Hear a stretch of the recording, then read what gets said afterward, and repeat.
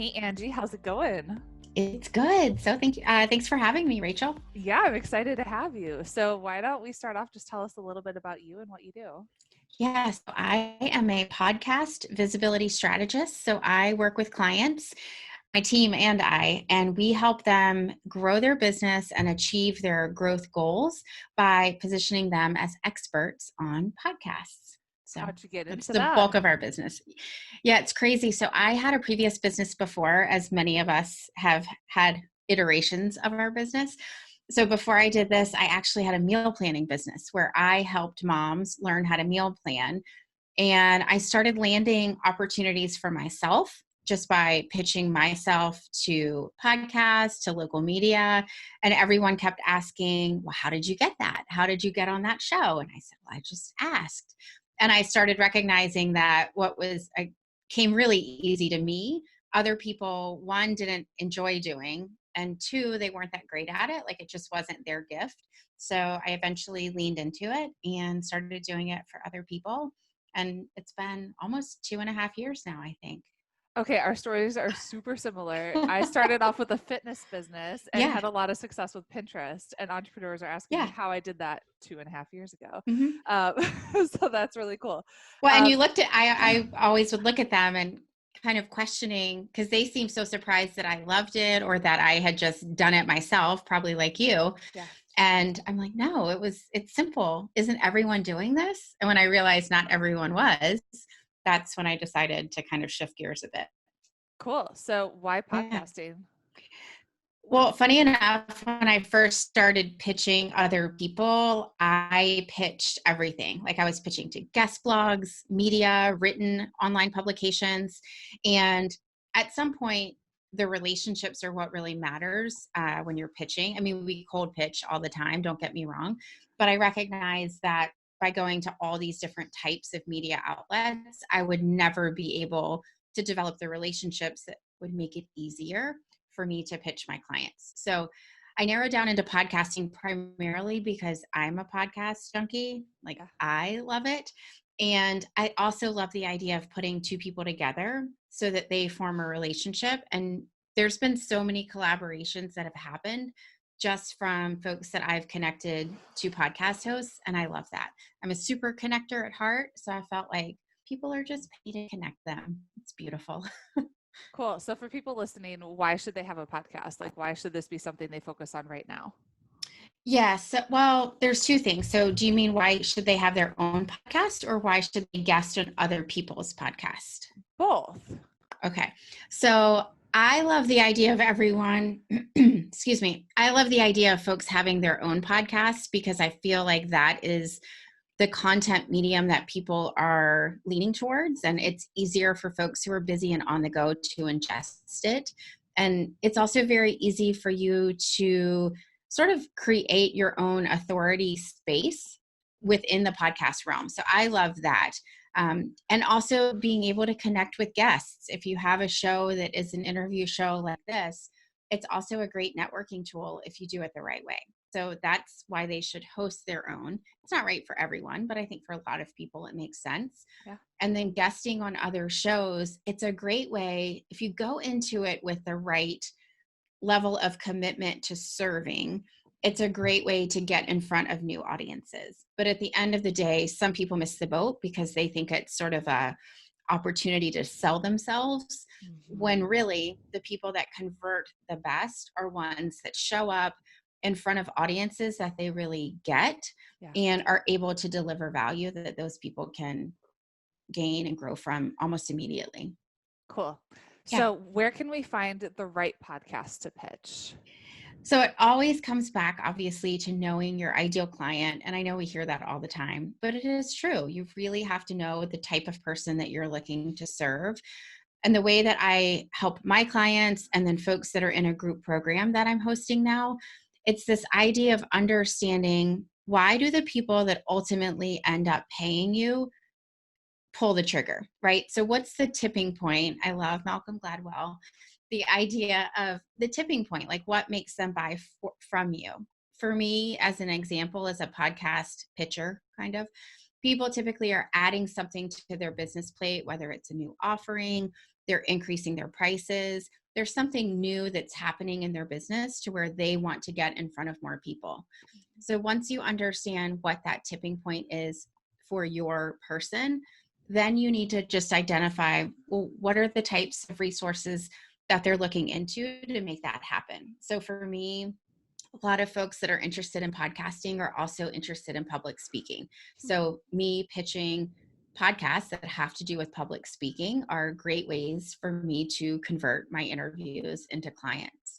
So it's really thinking about, where else are my people turning to for help, not for the problem that I solve, but for a problem that exists around the same time as when they are looking to get help from me. It's all about the Okay. tipping point and knowing what's going on in their business in their head. Gotcha. Okay. Does that make So sense? yeah, it does. Okay. So what we found a podcast that we want to pitch to. How do we actually write a pitch and have something that is going to connect? I think if your intent is to connect, you're probably doing better than 90% of the pitches that are What do floating most around. people do? Well, I mean, you get tons of pitches, don't you?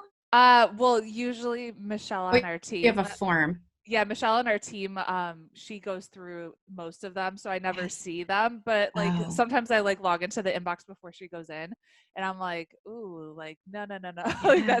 that won't Yeah. work. No, there's lots of things I could tell you not to do, but we'll go from the positive spin. It really is understanding the podcast and the podcast audience and knowing how what you have as your expertise, like how you can tweak it to benefit those people, right? So even coming on your show, the idea of using podcasting as a visibility strategy resonates with the type of people that are looking to grow their business. Mhm. And so I think that's the important piece, is knowing not just that you're an expert at something, but how is that expertise valuable to the people that you are going to be speaking to. And you need to be able to share that in the form of an email or a pitch on a form. And that's the biggest part to it. I think a lot of people will say, oh, this is like the perfect pitch template. And I don't believe that exists, because if you can't convey what you're there to show up to offer, it doesn't matter what format, that email or that form has. Totally. Yeah. I mean, I've seen a lot of generic ones come through of like, I'd be a great guest. And I've listened to the yada yada. And I'm like, you did not. No, no. Like the ones that land with us is if someone has something really specific that they want to talk about. And they're like, I've listened to your podcast. I know you've covered these topics. This is like a unique spin that I have. And automatically that takes a lot of pressure off of us and off of Yeah. me as the host, because I don't have to be like, oh, what's the angle going to be and how is this going to really serve my audience.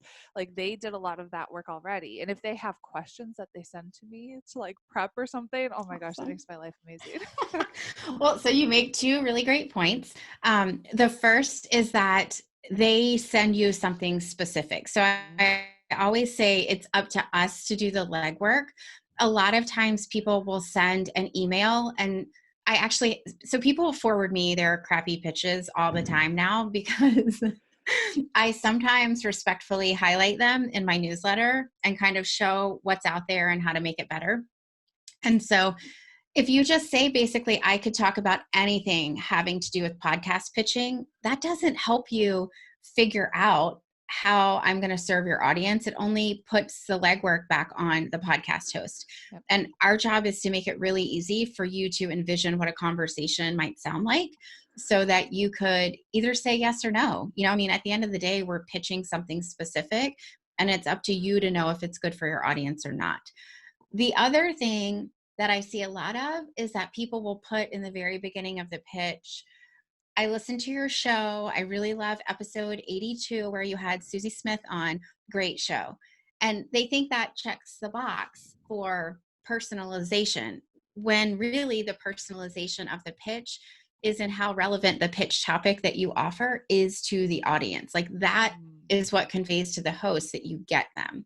Yep. So you bring up two very good not to do's. Totally. So how do Yeah. you write that email or that subject line so it's actually getting open and people are checking it out?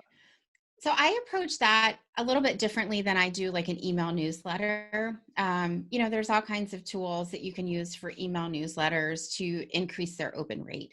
But I feel like when you are reaching out to someone with a pitch, with an ask, that clarity really wins at the end of the day. So our subject lines, we literally put in parentheses, podcast guest, and then we put the person's name just in case they know them. And then we kind of preview the topic that we're suggesting. So it would be Angie Trueblood on why service providers should be pitching themselves to podcasts. And it's just the clarity, I feel like, is what's most important. And it sets the tone, I feel like, for how you're going to show up to their audience. If it's super promotional or overly, catchy, I don't know. To me, that's just not what the type of shows that we're pitching to would go for. And so I really want to match the energy of who we're pitching to. Cool. And how Yeah. long should the email be? What are some things we should make sure we include? Yeah. So always include the pitch, obviously, like a very specific title. We actually suggest a title and we base it on the types of titles that show has, because some shows will use very similar titles. If you look in Apple Podcasts, like I think of Tasha Booth, she has a podcast called How She Did That. And every episode is how she pitched a podcast, how she runs Pinterest ads. It's very specific. So we like to mirror that. And then we include talking points so that, again, that host can get a really good idea of what that conversation might sound like. You're going to want to include a nod to your expertise, like a summary of your experience, but that is not at all the bulk of the email. So that's one paragraph, like 3 sentences tops. So you need to really nail that in a concise way, because the pitch is not about the guest. It really is about understanding the audience. I always like to include some links to where the host can actually see, oh, they've actually spoken on this topic before. So either link to previous interviews. If you've never done an interview, totally cool, but link to a Facebook Live that you did. There's some folks in my group program who haven't done any of that. And some of them are just recording themselves on Zoom, pulling the audio and linking to it, just so that the host can get a sense of your personality and how you can convey what you know. Those are the big things, really. And mine do tend to be longer. I know that, but they get accepted. So I know they work. But I think at the end of the day, I don't want to leave any questions on the table, because hosts are so busy. They're business owners. They're running podcasts too. I don't want them to get to the end of an email and have a question, because likely they're not going to respond back and ask. Yeah. So I like to give a pretty clear picture of who the guest is and what they could show up to talk about. Okay. And if the host doesn't respond to that email, should you follow up? Unless there's like a clear, please do not ever follow up with us. Yes, we follow up. So we do a follow up at 2 weeks, and then we space it out further as time goes on. I feel like until we get a no, it's fair game to follow up in a very respectful, non-aggressive way. Yeah. Just as a, hey, I'm checking in. Wanted to circle back on the idea of Susie Smith coming on your show to talk about XYZ. Would love to connect the two of you. How many follow-ups would you send? You can send them. So we do 2 weeks, and then we typically do another follow-up about a month out. And then we just start spacing them a lot further out. At some point, if it's crickets, I would just let it kind of fall off. And if you want to repitch them in 6 months to a year with a different topic, then that's probably a better approach than just pounding the pavement on that one original topic. Totally. Do you have any advice for entrepreneurs who they avoid pitching because maybe they're afraid of being on a podcast? Yeah, a lot of times that comes back to them not being confident in their expertise, and they think, I'm not expert enough. And you're always an expert relative to someone. I think everyone feels that way. Yes, I know. But I think it really is like relative to who you're talking about, right? I feel like I'm an expert on podcasting to folks that have never launched and produced a podcast. Yeah. But am I an expert on podcasting compared to Pat Flynn? Well, well, no, not right now. I'm not. So I think it's making sure you're finding audiences to where your expertise is appreciated and respected. And those are the shows to go after. So if they're nervous, just know that you're not going to come out of the gate hot on, a huge podcast. There are definitely people who have just launched and are looking for guests at the level that they're at. So I would say look around to your peers. Probably a couple of them already host their own show, Mhm. and you can kind of get your feet wet with those types of shows. I see you have Pat Flynn's book behind you. I Yeah, love him. I do too. I met him at Podcast Movement. He had the Superfans book signing. It's such a great book. Totally, I have it. I Yeah, bought it. yeah. I know, but it gives me like so many ideas when I read it. I'm like, oh, I have to stop. I know I could do all these things. Pick one. Pick Yeah, one for yeah, now and then. Oh man. yeah. And put a deadline on it. Yep. So after you do the interview with somebody, how Mhm. do you keep up that relationship with them? Because I know that's like a huge benefit you said of doing podcast Yeah. interviews. I think it depends on what the energy is like in the interview. Like sometimes you just click and you want to stay in each other's circle. And so you do. There's definitely been hosts that I've connected with and, we followed back up. And even if it's just, oh, I missed you. I want to chat with you again. I'm doing that now with a show that I was on a couple of months ago.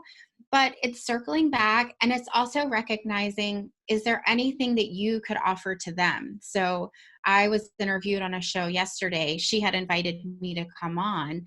And at the end of it, I was like, hey, what types of guests are you looking for? Like, can I help you find anyone that might be a good fit? So Mhm. she rattled off a couple of types of experts. And I was able to connect her with someone who's not a client, but just, I have a pretty big network at this point because of the work we do. And I'm like, oh, I have someone who would be perfect on your show. So I was able to connect them. So I think it's just how you would normally develop like a friendship or a business relationship. Just do it really authentically and try to help them as they help you, and share the interview, of course, Yeah. like show that you're interested and excited. Cool. Yeah.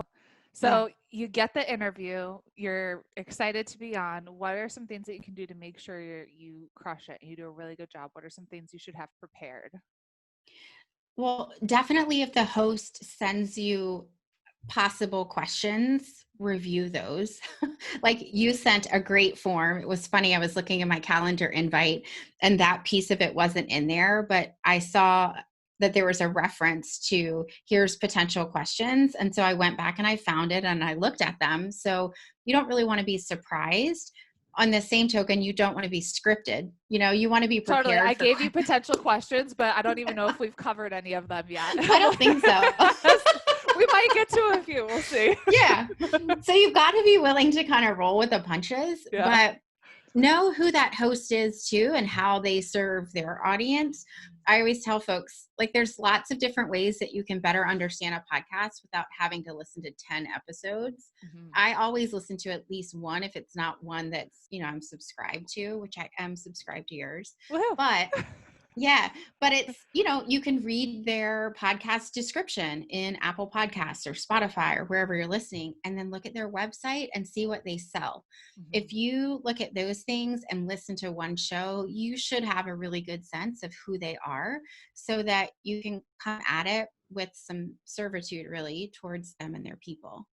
Should you have like a freebie prepared?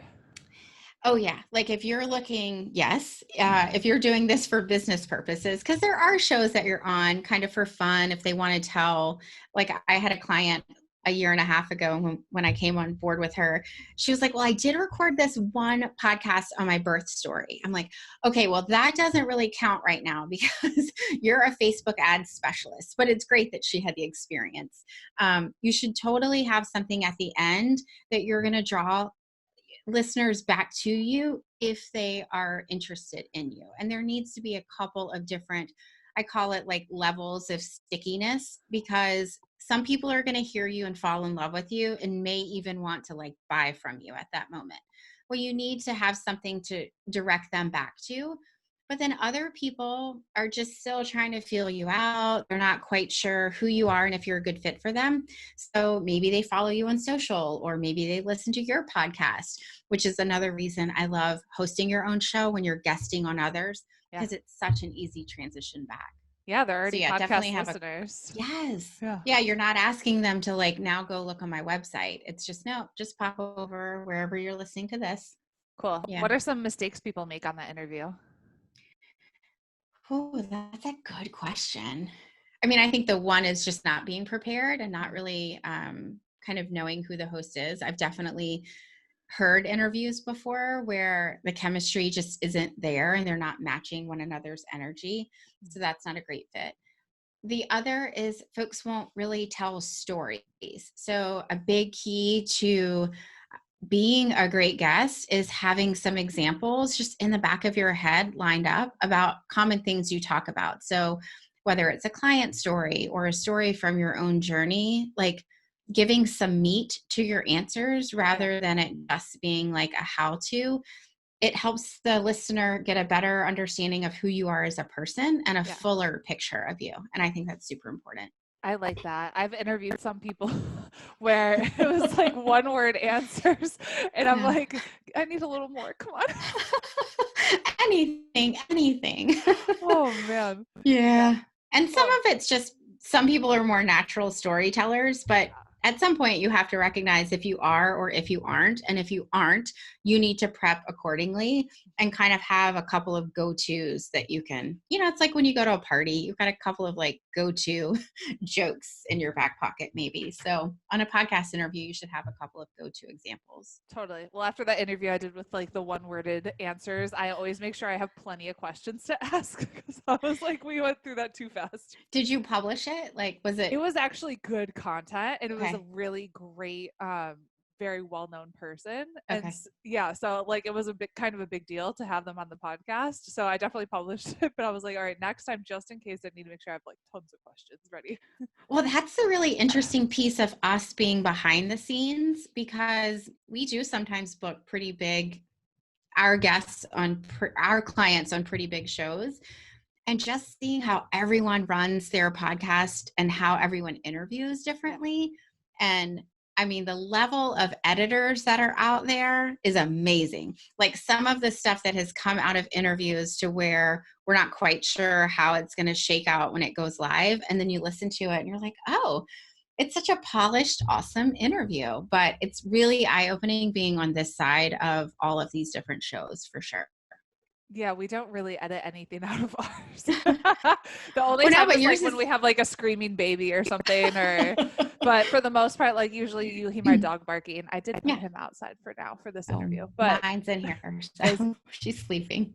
oh man, yeah, mine is trouble. Trouble. Cool. Yeah, yeah, Well, we mentioned super fans. What's another book that you yeah. would recommend? So I was thinking about this. This is totally like a fun book. It's not a workbook at all, but I love the books by Elin. I think it's Hildenbrandt. She writes all of these stories about Nantucket, and they're all beachy stories. And so I always read them in the summer, but it's such a fun escape during the winter to read them because I'm in Virginia. It's cold. The sun is luckily out today, but it's so I love to have a break in my winter just to feel a little bit of warmth. And so reading those books are a nice little escape. But I did just finish reading Digital Minimalism. Have you read that? Ooh, no. Who's it by? Oh, Cal Newport. It is Okay. amazing.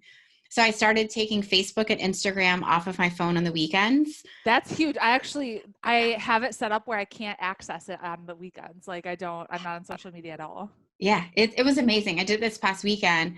It's too hard for work because it's just easier to post pictures directly from my phone during the week. Totally. But it was really eye-opening too as a mom and some of the things that you lose out on when you're plugged into your phone so much, both Yeah. as a mom and having kids that will grow into, I mean, my daughter wants a phone already, but she's not getting it. But it's so many, he talks about just the loss of solitude and how solitude is such an important part of who we are as humans. Yeah. It's great. Totally a I great I book. wrote it down. I'm gonna get it because Yeah. I'm totally into like minimalism in general. Yes. Yeah. So like I'm super pregnant right now and have been nesting and like clearing out everything. Like my closet looks so good. Like That's funny. so I'll have to check it out. Well, I put in my email this week, I was like, I'm nesting and no, I'm not pregnant. I just feel I'm just in that season, but gosh, no, because how old is, because you have one or two already, right? I have a 6.5-year-old boy. Yeah. Okay. So Yeah. I have a almost 10 and almost 8-year-old. So I can't imagine a baby now.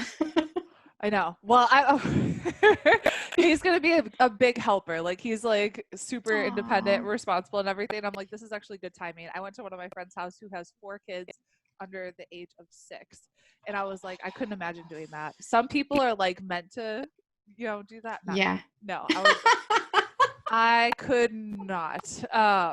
Bless her heart. I definitely Yeah. couldn't. We need people like that in the world. I'm We just not one do. of them. No, I am not built to do that. No, no, no, no, no. Yeah. Okay, what does it mean to you to make an impact?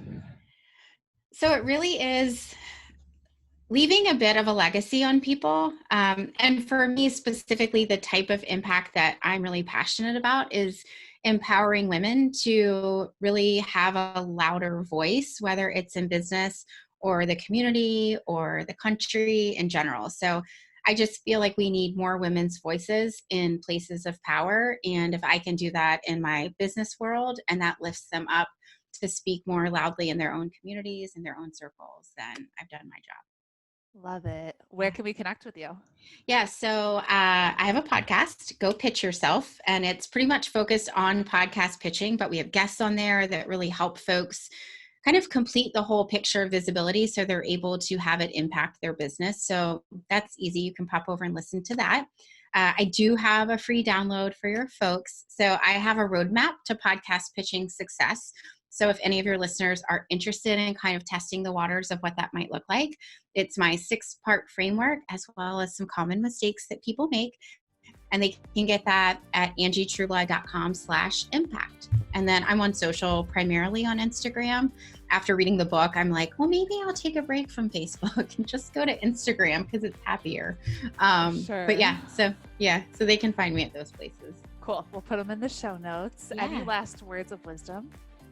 Now, I mean, I think it goes back to what you said before about people being scared to be on a podcast. I would just say, really consider and own that you are an expert. If you're a doer, which a lot of us are doers, it's often really hard to shift into the mindset of I'm an expert or an authority. But what you're doing every day, you are an expert at. So just step into that, own it, and don't be afraid of it. Cool. Well, thank you so much for being on the show. Yeah. I love chatting with you. Great. Yeah, me too. We'll have to keep in touch. Definitely.